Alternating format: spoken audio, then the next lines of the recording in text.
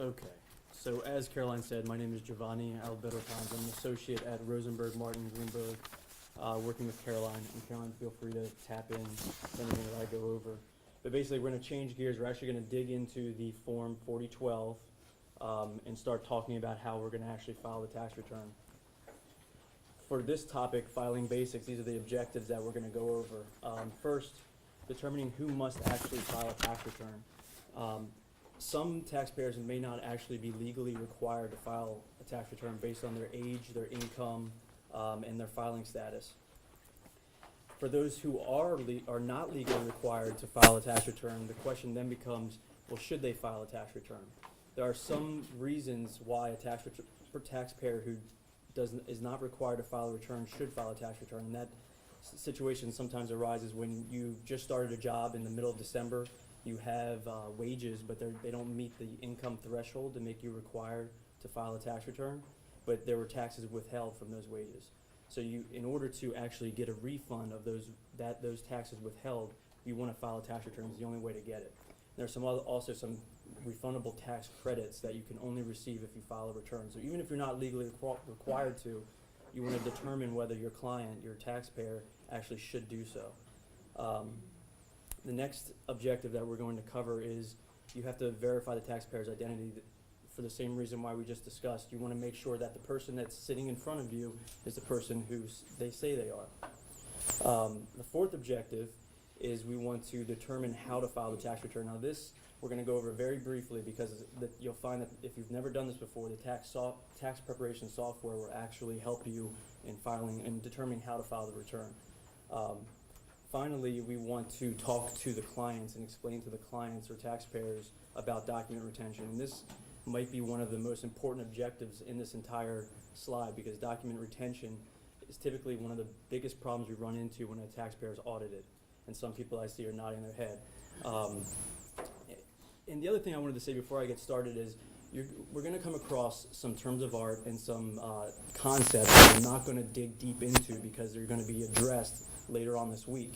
This is kind of more of an overview just to kind of give you an idea of where you're headed. The other thing is, if you've never done this before, and I do say terms like gross income or filing status, and you've never actually seen these things, then stop me and we can explain them further. So with that said, I will move on to the next slide, and we can start looking in the Form 4012, and we'll look at tab A, who must file, and we'll start with chart A. And if you look at chart A, it's basically broken down into three factors, and that's age, gross income, and filing status. The first thing you want to determine is the taxpayer's age, and as Caroline showed you, the intake interview sheet is the first place to start. The taxpayer will write down their date of birth, and also if they have a spouse, the date of birth of their spouse.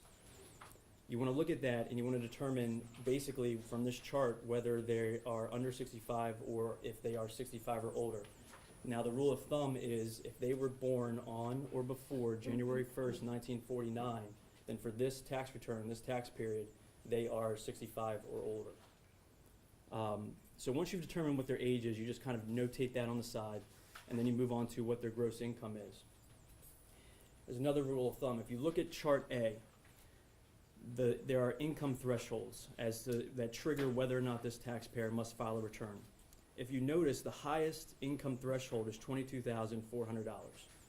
Regardless of their filing status and their age, if they have gross income above that amount, then they're going to have to file a return.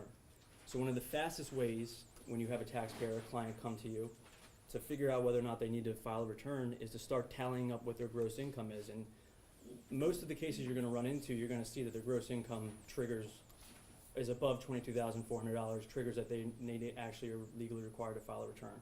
So the quickest way to do this is you go and you look at their W-2s. So taxpayer will bring all of their forms W-2 and their forms 1099 for you. Hopefully they have all the information. What you want to do is you want to start tallying up the income from those W-2s. So let's say you have a wage earner who brings just one W-2 to you, and you look at box 1 on the W-2, and it's $40,000. Well, their gross income is over $22,400. You're done, move on, they have to file a tax return. You will, however, run into some situations where you're looking at the income, maybe they don't have a W-2, maybe they don't have a 1099, you don't see the actual income meeting these thresholds. Well, at that point, you want to start asking the taxpayer about other sources of income. Now, this concept of gross income you'll get into later on this week, but the thing that you need to understand is that it's a very expansive concept. So it's not just, you receive a check from your employer. The gross income concept will cover income from property, from cash, from services, and from your wages and things like that. So you keep that in mind when you're looking into how much income this taxpayer has. And for purposes of determining whether this taxpayer is required to file a return, you can approximate. You don't have to sit there and do a scientific calculation. You just want to try to figure out whether or not they meet these thresholds. So if you look at the W-2 and it's below $22,400, or even below the lowest amount, $10,000 or $3,900, you can move on to their Forms 1099. The Form 1099 is non-employee compensation. So they could be self-employed, they could have their own business, they could be receiving gross receipts. That is gross income as well, so you want to tally that amount of income as you're adding them up. When you get through all the information returns, the W-2s, the 1099s, and you still haven't met that $22,400, you want to ask the taxpayer, well, did you sell any property? So, one of the examples is you have Jim, your taxpayer, who comes in, you ask him, well, have you sold any property this year? And maybe he had a fishing boat that he decided to sell. Maybe it's a 12-foot John boat with a Evinrude engine on the back of it, or let's make it even higher. Let's say it's a 32-foot Parker boat with, a GPS, a radar system, a fish finder that when he bought it at Bass Pro Shops the other day, they told him that it could map the ocean floor, get him ESPN, cook him dinner, tell him what the fish are thinking. But he hasn't caught any fish. He decides he wants to sell the boat. So after he tells you his 7 or 8 fishing stories, you finally say, well, Jim, look, how much did you sell the boat for? And he says, I sold it for a gain of $40,000. Well, that is gross income. We will talk about gains later, so I'm not going to go into what is a gain, but you want to add up all these gains and include that in gross income. You don't want to take into consideration losses, and they'll talk about that later. I don't want to get into the weeds with that either. But you're adding all this up to determine what their gross income is. Once you have added all of this gross income up and you have this little tally on the side and you've added it up, then you want to talk about filing status. You want to look into filing status. And they list the filing statuses here on Chart A. You have single, married filing jointly, married filing separately, head of household, and qualifying widower with a dependent child. Caroline will talk about filing status in more depth later, so I'm not going to go into it. But what you really are trying to do here, because it's just an overview, is that you want to think about what they would likely fall into. So for instance, if you have a single taxpayer and they're not married, then they're not going to fall into married filing jointly or married filing separately. They may fall into head of household, they may fall into qualifying widower. So you're going to be looking at those parts of the chart and comparing the income thresholds and the age thresholds there. So this is all kind of how you're deciding whether or not this taxpayer is required to file. More likely than not, the taxpayer is going to be required to file a tax return. If you get into a situation, like we talked about a little bit earlier, that the taxpayer does not have to file a tax return, there's actually a form that you can prepare that you went through this analysis that you can give to the taxpayer, because a lot of times the taxpayer is a little bit antsy to say, oh, I don't have to file a tax return this year, because they don't want to be called as a non-filer or something like that. So you can actually give them a piece of paper that you can prepare through the software and print it out for them if they'd like. But once you've determined that they are not legally required to file a tax return, you want to then move on to whether or not they actually should. So, as I said earlier, even if you're not required, you should file a tax return if you're eligible to claim a refund of withheld taxes like we talked about earlier, the earned income tax credit, the additional child tax credit, the health coverage tax credit, and the American Opportunity Tax Credit. One of these credits, the health coverage tax credit, I believe we are telling preparers that we shouldn't deal with that we should refer that to a tax professional. That's correct. So if that does pop up, just keep that in mind. But these are the credits that they like to term refundable tax credits, because even if you don't owe tax, it's not just lowering your tax. Even if you don't owe tax, you will receive a refund for these credits, and that's why they call them refundable credits. Let me see here.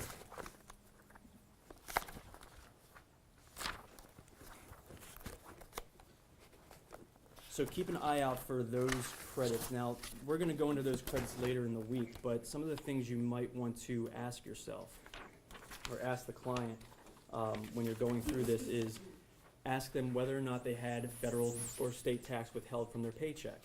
Ask the taxpayer, did they have any earned income from wages or anything like that, even if federal tax was not deducted from their paycheck. If they earned income, they could be eligible for the earned income tax credit.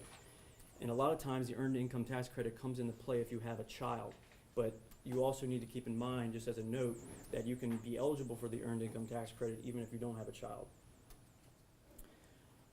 And then that brings me to the next. Ask the taxpayer if they have a child, if they have a qualifying child, and we'll get into what that is later on, but just keep this in mind as you're going through the different reasons why a taxpayer should file a return. Ask the taxpayer if they have higher education expenses, they paid for tuition. Ask the taxpayer if they made estimated tax payments, and that comes into play if you're self-employed, if you have a landscaping business or something like that. Now, if at the end of the day you're unsure whether the taxpayer is required to file a return or if the taxpayer should file a return, you can always just start preparing a return in the tax preparation software, and it'll tell you what refunds and what credits that the taxpayer is entitled to. So that is there if you want to, yes. I thought there were 2 education credits. Under the circumstance, does the second education credit not apply? I'm Well, sorry. the second is 2, which we'll discuss later. There's American Opportunity Credit, well, it's actually 3. American Opportunity Lifetime Learning Credit, Right. and then you have the tuition and fees deduction, which the tuition and fees deduction is just an adjustment to income. Right. The 2 tax credits is the American Opportunity Credit and the Lifetime Learning Credit. The reason he's only referencing the American Opportunity Credit because that one is a refundable credit. Okay. The Lifetime Learning Credit is not refundable. Okay. Yeah, so this list isn't all inclusive of all credits. It's just talking about what is applying to if you should file a tax return. Okay, so let's move on. Caroline, unless you had something else to add. Okay, let's move on to verifying the taxpayer's identity. Very important, as we saw earlier, that to make sure that who the person is in front of you is the person they say they are. Now, what you're going to ask for is a Social Security card to verify the identity.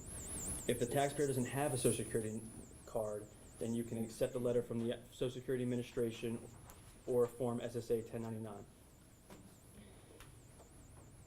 In addition to the Social Security card, you want to look for identity documents so that you can compare the two.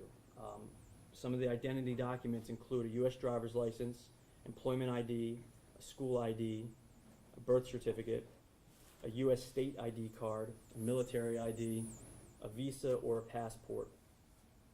Those identity documents are in addition to the Social Security card. If a taxpayer is not eligible for a Social Security number, Just right quick, if they don't have their actual Social Security card and they bring you the Social Security letter, the Social Security letter has to state what their name and Social Security number is. It can't be the letter that say that they applied for a Social Security card and it'll be mailed to them within 2 weeks. They need the letter from Social Security that has their name and Social Security number on the letter. okay. In some circumstances, the taxpayer may not be eligible for a Social Security number. In that case, they must have what's called an Individual Taxpayer Identification Number, an ITIN. And in some circumstances, you'll run into a situation where you have a child that they're claiming as a dependent that isn't eligible or has not yet received a Social Security number. That's when the Adoption Taxpayer Identification Number comes in, the ATIN. If the taxpayer doesn't have a Social Security number, then the taxpayer should contact the Social Security Administration and fill out what's called a Form SS-5, which is an application for a Social Security number. But in some cases, like we said, they may not be eligible for a Social Security number. In that case, they should contact the IRS and fill out what's called a Form W-7, application for an I-10. And the W-7 has to be completed with the tax return. So that return will not be eligible for electronic filing. They will have to mail the return in with the W-7 application. So where it asks for their social security number, you will leave that blank. And we can prepare the tax returns even though they have yet to receive an I-10, as long as they haven't applied for the I-10. And then we can attach the W-7 to Yeah, that? if the base gets into it, you know, preparing returns for people without social security numbers, then yes, the W-7 needs to be completed and attached to the 1040 return and mailed in for them to get their I-10. If they already have their I-10, then that's like them having their social security number, but they will have some type of documentation from the IRS showing what their I-10 is.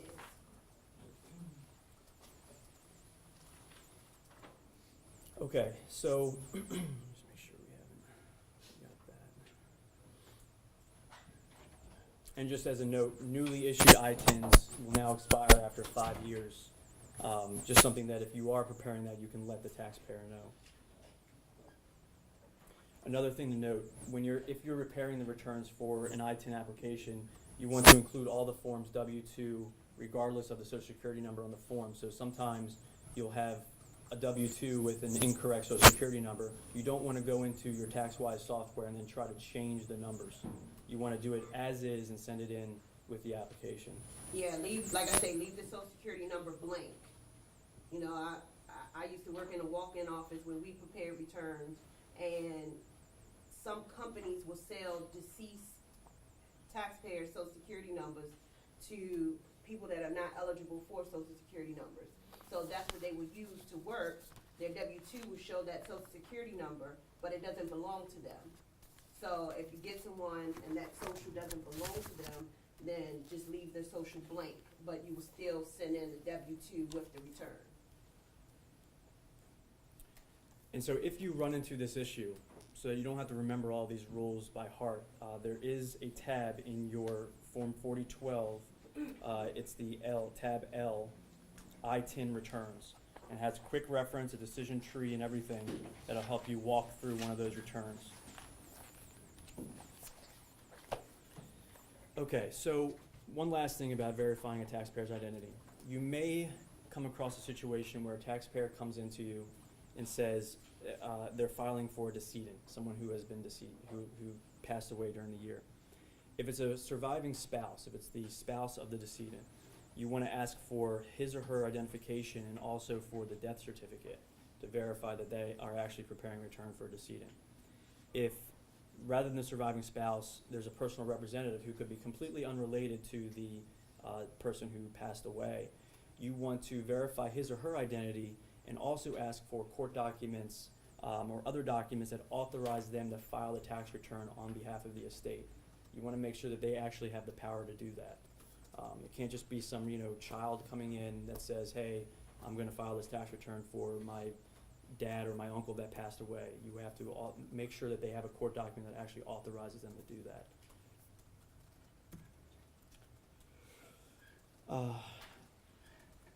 This is just kind of a heads up. You want to make sure that while you're going through all of these tax returns, you're going through all the documents, you want to make sure that what you're inputting is correct, because one of the major errors on tax returns is kind of transposing social security numbers or mismatching names of social security numbers. You're going to be dealing a lot of times with names of spouses, names of dependents, social security numbers of spouses, social security numbers of dependents. You want to make sure that what you're entering in is accurate. So just double check your social security numbers, your I-10s, your A-10s. That way the taxpayer isn't subject to processing delays, and you want to reduce the number of rejected tax returns. Yeah, and when you're doing a return for, just say a couple who just got married, a lot of times the wife does not go to Social Security Administration and change their name. They just pick up their husband's name and just start using it. So even though their driver's license may have their married name, if their Social Security card does not show the married name, do not use the married name on the return. You use the maiden name. You can hyphen it with the married name, but that maiden name needs to be first because the IRS recognize they match the social security number with the first 4 digits of the last name. So if it doesn't match, the return will reject. Sometimes you have people that also will get married, go to Social Security Administration to change their last name, and Social Security might put, I guess, get rid of, how do I say it?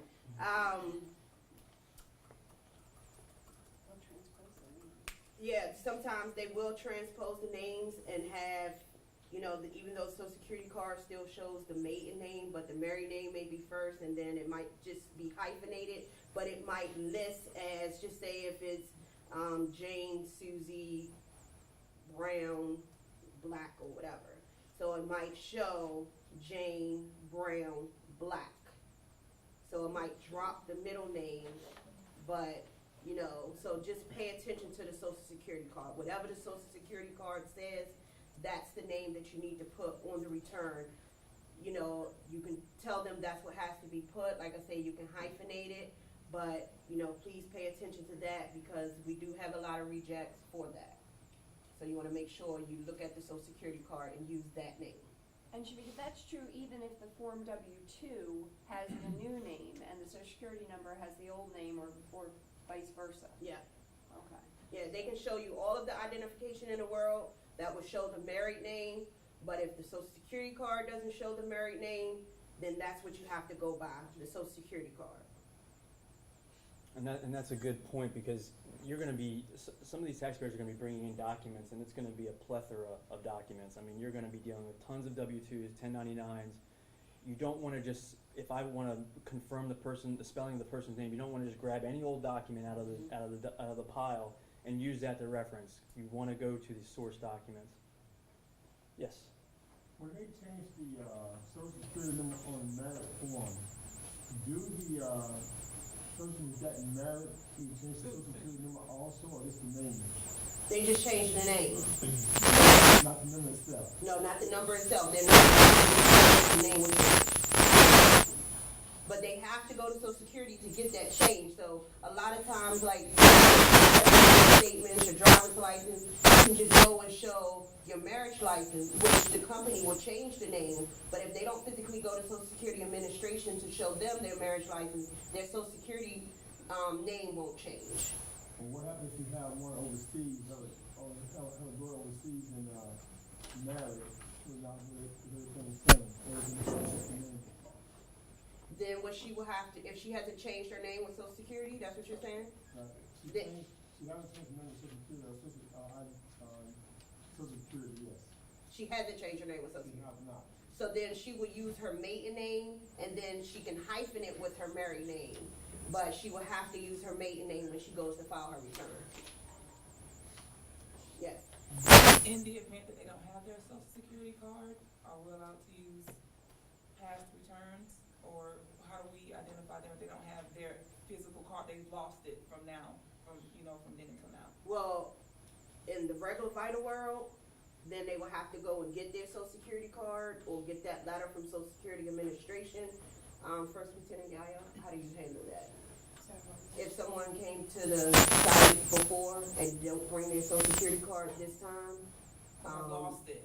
well, they lost it, how do you all handle that with preparing a We can return? go out to last year's file, and if it's in last year's, we just copy it.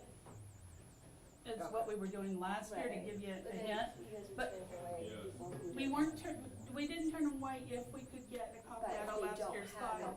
Right, I mean, if they don't. It's on last year's file. Right. Unless you can get it, I mean, This we year can. they lost it, you have to go back to the prior year and get the copy from prior year folder. Right, that's if they came to us last year. But, Yeah. but if they don't have a Social Security card, then we can't verify their identity. Yeah, so you can't do the Or return. we tell them to go to, They need to go either get it from home or go to Social Security Administration. They can get the letter from Social Security Administration showing what their name and Social Security number is. And the Social Security card is needed for both spouses and all dependents that's being claimed on the return.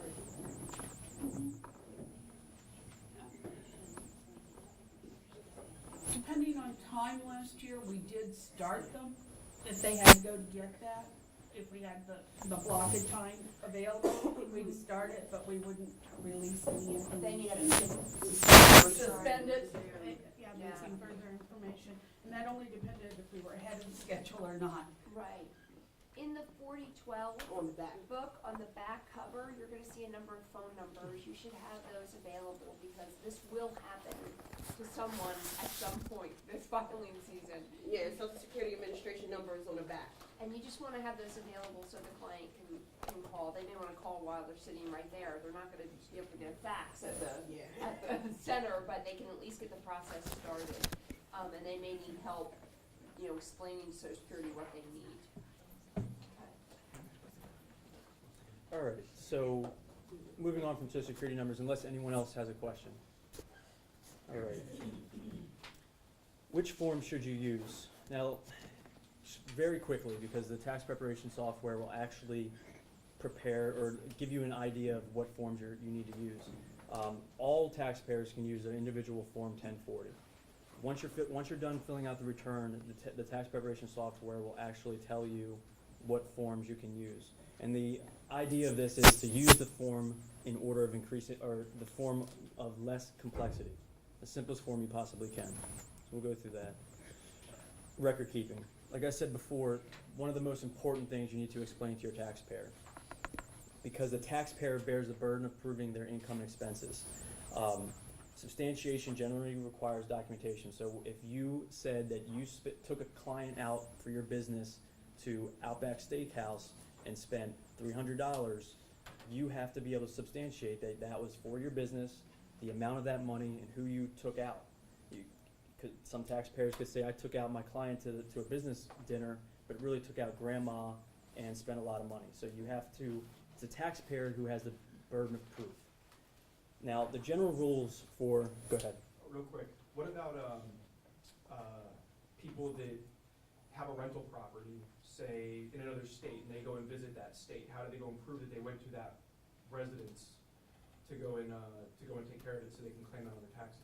So there are a lot of documents you could have, but what you want to do is keep every document you possibly can use to substantiate that you went out there. So if you flew out there, your flight, you want to keep even notes of why you went out there, calendars, when you went out there, what property you went to, if you met somebody, notes of who you met, what you did, what you paid for, receipts of what you paid for.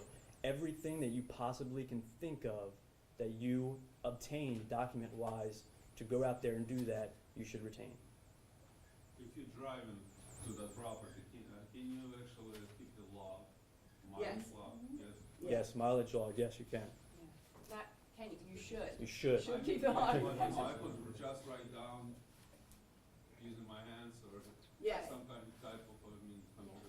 And just to go back to rental properties again really quick, you should be also keeping a log of your hours you're spending working in that rental property activity, because there are hour requirements. It's way too complex for what we're doing right now, but that's the reason why you have to stress, keep every possible document record you possibly can. That's so important. Listen, if a client comes into the site and they have, deductions and they don't have the documents that you would keep, let's say you're very type A and you would keep everything, right? But they don't meet that threshold in your mind. That doesn't mean that they can't claim the deduction.